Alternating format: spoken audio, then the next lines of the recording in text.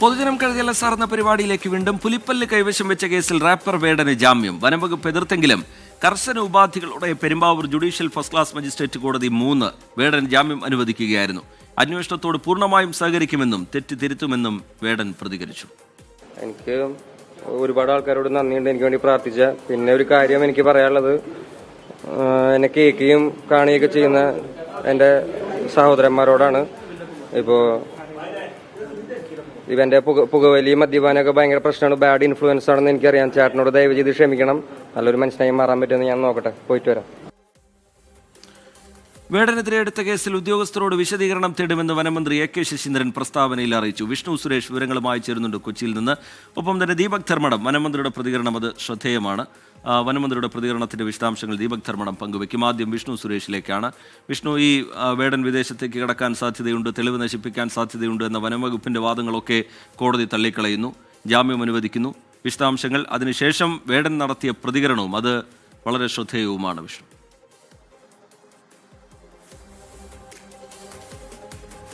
T K, വേടന്റെ പുലിപ്പല്ല് കേസുമായി ബന്ധപ്പെട്ടുള്ള അന്വേഷണം പ്രാരംഭഘട്ടത്തിലാണ്. ഈ ഘട്ടത്തിൽ വേടന് ജാമ്യം അനുവദിച്ചാൽ പ്രതി തെളിവ് നശിപ്പിക്കാനും വിദേശത്തേക്കടക്കം കടക്കാനുമുള്ള സാധ്യതയുണ്ട്.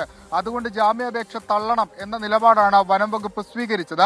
ഇതിന് പിന്നാലെയാണ് വേടൻ തന്റെ കാര്യങ്ങൾ വ്യക്തമാക്കിയത്. വേടൻ ആദ്യം തന്നെ പറഞ്ഞത് താൻ ഈ അന്വേഷണത്തോട് പൂർണ്ണമായി സഹകരിക്കാം, പാസ്പോർട്ട് അടക്കം ഹാജരാക്കാൻ തയ്യാറാണ്. പിന്നീട് ഇതൊരു ആരാധകൻ തനിക്ക് സമ്മാനിച്ചൊരു വസ്തുവാണ്, ഇത് പുലിപ്പല്ലാണെന്ന് അറിയുമെങ്കിൽ താനിത് ഉപയോഗിക്കില്ലായിരുന്നു എന്ന് വേടൻ കോടതിയെ പറഞ്ഞു.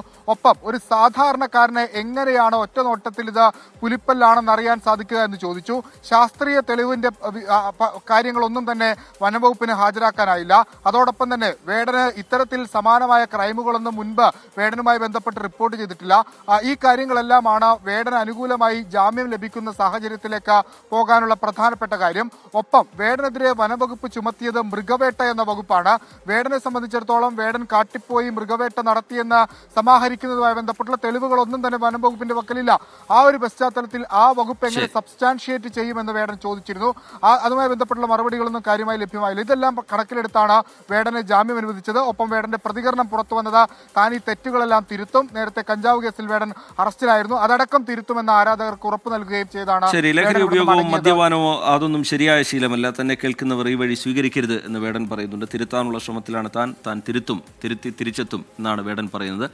ദീപക് ധർമ്മടം ചേരുന്നുണ്ട് വിവരങ്ങളുമായി കോഴിക്കോട്ട് നിന്ന്. ദീപക്, ഈ വനമന്ത്രി എ കെ ശശീന്ദ്രന്റെ പ്രതികരണം ശ്രദ്ധേയമാണ്. ഈ കേസുമായി ബന്ധപ്പെട്ട് ചില ഉദ്യോഗസ്ഥർ സ്വീകരിച്ച നടപടികൾ അത് ഉചിതമായില്ല എന്ന കാര്യം വനമന്ത്രി വ്യക്തമാക്കുന്നുണ്ട്.